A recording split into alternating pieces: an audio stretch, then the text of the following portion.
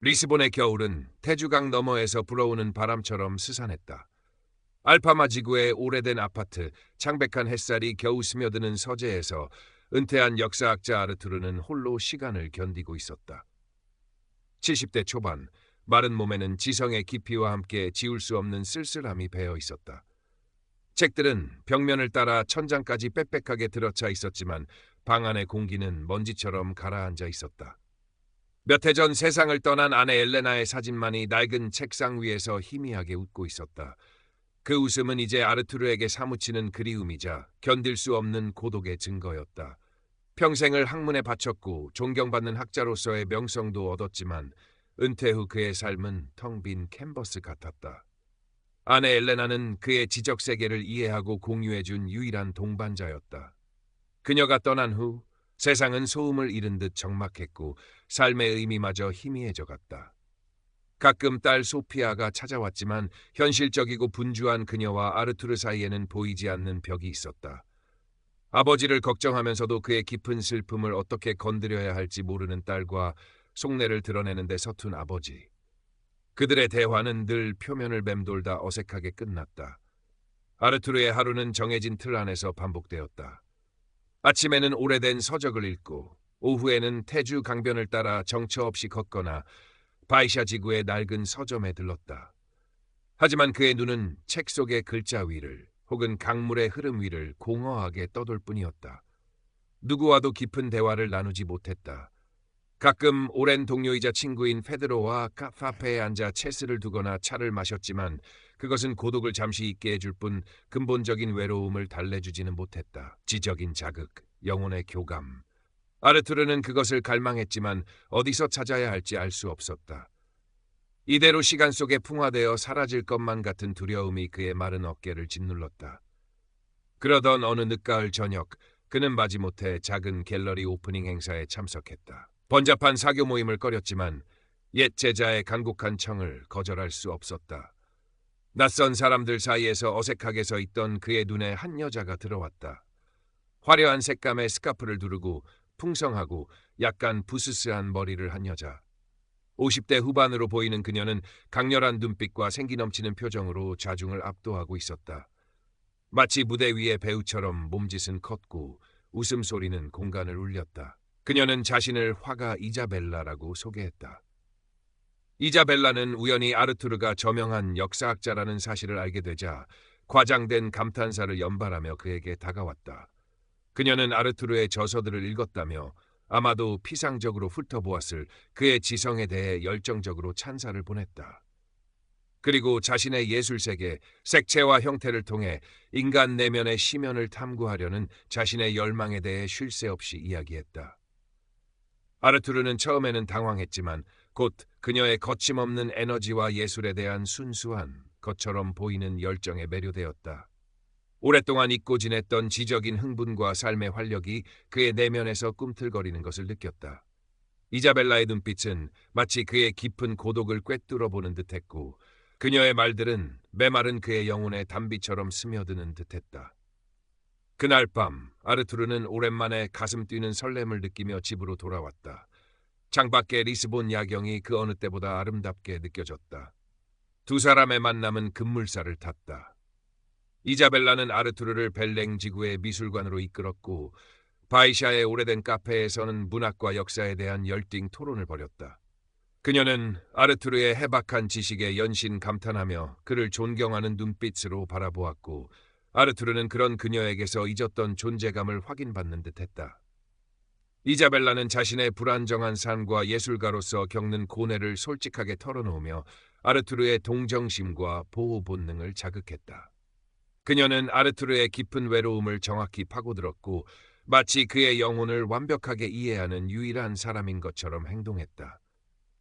때로는 그의 마른 손을 자신의 뜨거운 두 손으로 감싸지며 깊은 공감을 표했고 때로는 파도클럽의 어둠 속에서 구슬픈 선율에 맞춰 그의 어깨에 조용히 기대기도 했다. 아르투르는 이자벨라에게 속수무책으로 빠져들었다. 그녀는 잿빛이었던 그의 삶에 갑자기 나타난 총천연색 불꽃과 같았다. 그는 오랫동안 닫혀있던 마음의 문을 활짝 열고 그녀를 받아들였다. 그녀와 함께 있으면 지독했던 외로움이 거짓말처럼 사라지는 것 같았다. 삶의 활력이 되살아났고 세상은 다시 의미를 갖기 시작했다. 딸 소피아는 아버지의 갑작스러운 변화에 놀라움과 함께 불안감을 느꼈다. 아버지, 너무 서두르시는 거 아니에요? 그분을 만난 지 얼마나 되었다고. 그녀는 조심스럽게 우려를 표했지만 사랑과 희망에 부푼 아르투르의 귀에는 딸의 현실적인 조언이 들리지 않았다. 그는 이미 이자벨라 없는 삶을 상상할 수 없었다. 외로움에서 벗어나고 싶은 조급함, 그리고 다시 찾아온 삶의 열정을 놓치고 싶지 않은 갈망이 그의 이성적인 판단력을 흐리게 만들었다. 만난 지 불과 몇 달 만에 아르투르는 이자벨라에게 청혼했다. 벚꽃 흩날리는 봄날의 청혼은 아니었지만 리스본의 겨울 햇살 아래 그의 고백은 진심이었다. 이자벨라는 마치 기다렸다는 듯 눈물을 글썽이며 그의 청혼을 받아들였다. 결혼식은 소피아와 페드로 그리고 이자벨라의 몇몇 지인들만 참석한 채 간소하게 치러졌다. 이자벨라가 아르투르의 알파마 아파트에 들어와 살기 시작하면서 꿈 같았던 시간은 서서히 현실의 무게에 짓눌리기 시작했다. 처음에는 사소한 균열이었다. 이자벨라는 자신의 작업 도구와 미완성 캔버스들을 집안 곳곳에 늘어놓았다. 아르투르의 정돈되고 조용한 서재마저 영감이 떠오르지 않는다는 이유로 자신의 작업 공간으로 삼으려 했다. 아르투르가 평생 지켜온 질서와 고요함은 그녀의 예측 불가능한 생활 방식으로 인해 끊임없이 흔들렸다. 그녀는 끊임없이 아르투르의 관심과 칭찬을 요구했다. 아르투르가 조용히 책을 읽거나 연구에 몰두하려 하면 그녀는 시끄러운 음악을 틀거나 갑자기 친구들을 불러들여 파티를 벌였다. 그의 집중을 방해하는 것을 마치 당연한 권리처럼 여겼다. 아르투르가 오랜만에 친구 페드로를 만나러 나가려 하면 그녀는 노골적으로 질투심을 드러내거나 나보다 그 늙은 친구가 더 중요해? 라며 비꼬았다. 그녀는 교묘하게 아르투르의 인간관계를 통제하고 그를 자신에게만 묶어두려 했다. 정서적인 요구는 곧 재정적인 요구로 이어졌다. 처음에는 영감을 주는 여행, 경비나 특별한 물감 구입 비용 같은 소소한 부탁이었다. 아르투르는 예술가의 창작 활동을 지원하는 것을 기꺼이 받아들였다. 하지만 이자벨라의 요구는 점점 더 대담해졌다. 새로운 작업실 임대료가 필요해. 내 작품을 전시할 갤러리 대관료를 마련해야 해. 그녀는 예술이라는 미명하에 아르투르의 은퇴 자금을 야금야금 축내기 시작했다. 아르투르는 점차 부담을 느꼈지만 사랑하는 사람을 위한 투자라고 스스로를 위안했다. 더 견디기 힘들었던 것은 그녀의 태도 변화였다. 연애 시절 그의 지성에 감탄하던 모습은 온데간데 없었다. 이제 그녀는 아르투르의 학문적 성과나 관심사를 은근히 무시하거나 폄하했다. 그런 고리타분한 걸 누가 알아준다고 그래? 지금은 예술의 시대야. 그녀는 자신의 예술 활동만이 세상에서 가장 가치 있는 일인 것처럼 떠들어댔고 아르투르의 세계를 낡고 시대에 뒤떨어진 것으로 치부했다. 아르투르는 자신이 기대했던 지적이고 정서적인 교감은 신기루였음을 깨닫기 시작했다. 그는 이자벨라의 변덕스러운 감정을 맞춰주고 그녀의 끝없는 재정적 요구를 들어주는 후원자 혹은 감정 쓰레기통 역할에 갇혀 있음을 느꼈다. 숨이 막혔고 깊은 실망감이 밀려왔다. 하지만 그는 차마 이 관계를 끝낼 용기를 내지 못했다. 결혼의 실패를 인정하는 것은 자신의 어리석음을 시인하는 것 같았다. 무엇보다 다시 혼자가 되는 것, 그 지독한 외로움 속으로 되돌아가는 것이 두려웠다. 그는 갈등을 외면했고 어떻게든 이자벨라에게 맞춰주려 애썼다.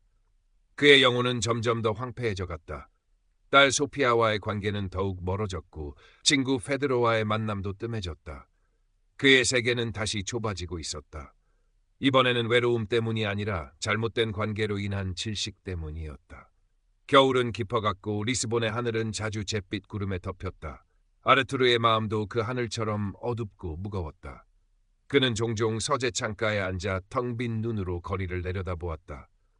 이자벨라의 요란한 웃음소리나 작업 도구 부딪히는 소리가 들려올 때면 그는 자신도 모르게 깊은 한숨을 내쉬었다. 내가 원했던 것이 과연 이런 삶이었나? 질문은 맴돌았지만 답을 찾을 수 없었다. 그는 그저 또 하루를 견뎌낼 뿐이었다. 엘레나의 사진은 여전히 그 자리에 있었지만 이제 그 미소는 위안이 아닌 아픈 질책처럼 느껴졌다. 자신이 얼마나 어리석은 선택을 했는지, 그녀에게 얼마나 미안한 짓을 하고 있는지 깨닫게 하는 거울 같았다. 그러던 어느 날 저녁, 그는 문득 엘레나가 생전에 가장 아꼈던 목걸이가 보이지 않는다는 것을 깨달았다. 섬세한 세공이 돋보이는 작은 루비가 박힌 금 목걸이. 그녀가 어머니에게 물려받은 것으로 아르투르에게도 각별한 의미가 있는 유품이었다. 그는 서랍이며 보석함이며 집안 구석구석을 뒤졌지만 목걸이는 어디에도 없었다. 심장이 불안하게 뛰기 시작했다. 불길한 예감이 그의 온몸을 휘감았다. 그는 망설였다. 이자벨라의 공간을 뒤지는 것은 옳지 않다는 것을 알았지만 불안감을 떨쳐낼 수 없었다. 결국 그는 이자벨라가 작업 공간으로 사용하는 방으로 들어갔다. 어수선하게 널린 캔버스와 물감통 사이 그녀의 낡은 가죽 가방이 눈에 띄었다. 떨리는 손으로 가방을 열었다. 그리고 그 안에서 구겨진 종이 쪽지 하나를 발견했다. 전당포 티켓이었다. 티켓에는 루비 박힌 금 목걸이라는 물품 설명과 함께 낯선 전당포의 이름과 날짜가 적혀 있었다. 날짜는 불과 일주일 전이었다. 순간 아르투르의 머릿속이 하얗게 비는 듯했다. 차갑게 식은 분노와 함께 믿을 수 없는 배신감이 온몸을 꿰뚫었다. 그는 티켓을 진 채 거실로 나갔다. 마침 이자벨라가 소파에 앉아 잡지를 보고 있었다. 아르투르는 아무 말 없이 그녀 앞에 티켓을 내밀었다. 이자벨라는 티켓을 보고 잠시 당황한 기색을 보였지만 이내 아무렇지도 않다는 듯 어깨를 으쓱했다. 아, 그거. 당신이 요즘 돈 문제로 힘들어하는 것 같아서 잠시 맡겨둔 것뿐이야. 곧 찾으려고 했어. 그녀의 목소리는 너무나 태연했다. 아르투르는 낮은 목소리로 물었다. 그의 목소리는 분노로 떨리고 있었다. 엘레나의 목걸이라는 걸 알면서도 그랬소. 그러자 이자벨라의 표정이 순식간에 싸늘하게 변했다. 그녀는 잡지를 탁 소리나게 덮으며 자리에서 일어섰다. 그깟 물건 하나 가지고 뭘 그렇게 예민하게 굴어요? 내 예술이 얼마나 중요한지 몰라? 위대한 예술을 위해서는 때로 희생이 필요한 법이야. 죽은 사람 물건에 그렇게 집착하는 당신이 더 이상한 거 아니에요? 그녀의 목소리는 날카로웠고 눈빛에는 일말의 죄책감이나 미안함도 찾아볼 수 없었다. 오직 자신의 행동을 정당화하려는 뻔뻔함과 자기중심적인 분노만이 가득했다. 아르투르는 그 순간 처절하게 깨달았다. 이자벨라에게 엘레나의 유품은 그저 돈으로 바꿀 수 있는 물건에 불과했다. 그녀는 타인의 감정이나 소중한 추억 따위는 안중에도 없었다. 오직 자신의 욕망과 필요만이 중요할 뿐이었다. 아르투르를 사로잡았던 이자벨라에 대한 모든 환상, 그녀가 보여주었던 열정과 공감 능력에 대한 마지막 미련마저 산산조각 나는 순간이었다. 그는 더 이상 분노하지 않았다. 아니, 분노할 기력조차 남아있지 않았다. 깊은 허탈감과 함께 자신의 어리석음에 대한 통렬한 깨달음이 밀려왔다. 그는 스스로 만든 환상 속에 갇혀 뱀에게 기꺼이 자신의 심장을 내어준 것이나 다름없었다. 그는 더 이상 논쟁하지 않았다. 이자벨라의 변명이나 비난을 들을 필요도 없었다. 그는 조용하고 단호하게 말했다. 그의 목소리는 이상할 정도로 차분했다. 우리는 여기까지인 것 같소. 이자벨라는 잠시 그의 반응에 놀란 듯했지만 이내 다시 분노를 터뜨렸다. 뭐라고? 지금 나보고 나가라는 거야? 당신 후회하게 될 거야. 그녀는 소리를 지르고 물건을 집어던지며 매달리기도 했지만 아르투르는 미동도 하지 않았다. 그의 눈빛은 이미 그녀를 떠나 있었다.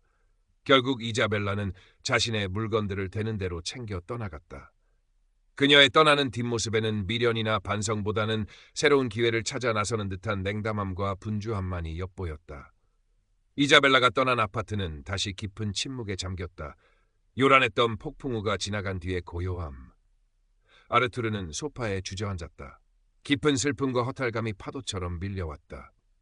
자신의 어리석음에 대한 자책감, 잃어버린 시간과 감정, 그리고 엘레나에 대한 미안함이 뒤섞여 그의 가슴을 짓눌렀다. 눈물이 흘러내렸지만 소리내어 울지는 않았다. 하지만 그 슬픔의 밑바닥에는 이상하게도 아주 작은 해방감이 숨쉬고 있었다. 그를 오가매던 기만적인 관계에서 벗어났다는 안도감, 그리고 이전과는 다른 종류의 고요함. 그것은 외로움이 주는 적막함과는 다른 고통스러운 성찰 끝에 찾아온 쓰디쓴 평온함이었다. 그는 이제 더 이상 환상에 기댈 필요가 없었다. 내혹한 현실을 직시해야 했고 그 현실 속에서 다시 홀로 서야 했다. 며칠 후 아르투르는 용기를 내어 딸 소피아에게 연락했다. 그는 전화기 너머의 딸에게 자신의 잘못된 선택과 그로 인해 겪었던 고통을 솔직하게 털어놓았다. 내가 어리석었다. 외로움 때문에 눈이 멀었던 게지. 내 걱정을 무시했던 것 미안하다. 그의 목소리는 떨렸지만 진심이 담겨 있었다. 소피아는 잠시 말이 없었다. 그녀는 아버지가 겪었을 마음고생을 어렴풋이 짐작했지만 그의 솔직한 고백은 예상 밖이었다. 그녀는 아버지를 완전히 이해하지는 못했지만 그의 용기에 마음이 움직였다. 아버지, 괜찮으세요? 그녀의 목소리에는 조심스러운 염려와 함께 이전에는 없었던 따뜻함이 실려 있었다. 그들의 관계는 아직 서먹했지만 그날의 통화는 얼어붙었던 부녀 사이에 작은 균열을 내고 관계 회복의 실마리를 마련해 주었다. 시간은 흘러 다시 겨울이 찾아왔다. 아르투르는 여전히 혼자였지만 그의 모습은 이전과는 달랐다. 그는 더 이상 외로움에 쫓기듯 살지 않았다. 외로움은 여전히 그의 삶의 일부였지만 이제 그는 그것을 끌어안는 법을 배우고 있었다. 어느 맑은 겨울날 오후 아르투르는 자신의 서재 창가에 앉아 있었다. 창밖으로는 리스본의 붉은 지붕들과 그 너머로 반짝이는 테주강이 보였다. 그는 조용히 커피를 마셨다. 그의 책상 위에는 오랫동안 덮어두었던 자신의 옛 연구 노트가 펼쳐져 있었다. 그는 천천히 펜을 들어 희미하게 남아있는 엘레나의 필체 옆에 새로운 문장을 적어 내려가기 시작했다. 혹은 어떤 날에는 엘레나가 좋아했던 바흐의 첼로 모음곡을 조용히 틀어놓고 눈을 감았다. 선율은 그의 고독한 공간을 가득 채웠지만 더 이상 그를 슬픔에 잠기게 하지는 않았다. 그것은 지나간 시간에 대한 애도이자 현재의 자신을 받아들이는 조용한 의식이었다. 고통스러운 재혼의 실패는 그에게 뼈아픈 교훈을 남겼다. 외로움은 사람의 판단력을 흐리게 만들고 기만적인 관계는 외로움보다 더 큰 고통을 준다는 것. 그리고 진정한 위안은 타인에게서 구걸하는 것이 아니라 자신의 내면에서 찾아야 한다는 것. 그는 이제 막 그 길의 초입에 서 있었다. 앞으로 그의 삶이 어떻게 펼쳐질지는 알 수 없었다. 하지만 그는 더 이상 두렵지 않았다. 그는 자신의 상처와 마주했고 그 속에서 홀로 설 수 있는 작은 힘을 발견했기 때문이다. 리스본의 겨울 햇살이 그의 얼굴 위로 부드럽게 내려앉고 있었다. 그것은 마치 조용한 격려처럼 느껴졌다. 특히 오랫동안 손 놓았던 자신의 연구 노트를 다시 펼쳐든 것은 큰 변화였다. 그는 중단되었던 중세 포르투갈 역사 연구를 다시 시작했다. 그것은 단순히 시간을 보내기 위한 소일거리가 아니었다. 그것은 잃어버렸던 자신의 정체성을 되찾고 지적인 세계 속에서 다시 한번 몰입의 기쁨을 느끼는 과정이었다. 그의 서재는 더 이상 외로움을 견디는 피난처가 아니라 그의 지성과 열정이 다시 살아 숨쉬는 공간이 되어가고 있었다. 소피아와의 관계도 점진적으로 변화했다. 아르투르는 먼저 다가가려 노력했다. 예전처럼 자신의 세계에 갇혀 있기보다 딸의 삶에 관심을 보이고 그녀의 이야기를 경청하려 애썼다. 주말에는 소피아의 가족과 함께 식사를 하거나 손주들과 공원에서 시간을 보내기도 했다. 처음에는 어색했지만 서로의 노력을 통해 그들 사이에 보이지 않던 벽이 조금씩 허물어지고 있었다. 소피아는 이전보다 훨씬 편안하고 솔직해진 아버지의 모습에서 안도감을 느꼈고 아르투르는 딸과 손주들이 주는 평범하지만 따뜻한 일상의 행복을 새롭게 발견했다. 그는 더 이상 완벽한 지적 교감만을 갈망하지 않았다. 서툴지만 진심 어린 소통, 소박한 관심과 애정이 주는 위안의 가치를 깨닫게 된 것이다. 친구 페드로와의 만남도 다시 시작되었다. 예전처럼 체스를 두거나 차를 마셨지만 대화의 내용은 조금 달라졌다. 아르투르는 더 이상 자신의 속내를 감추려 하지 않았다. 그는 이자벨라와의 관계에서 겪었던 자신의 어리석음과 고통을 담담하게 털어놓기도 했다.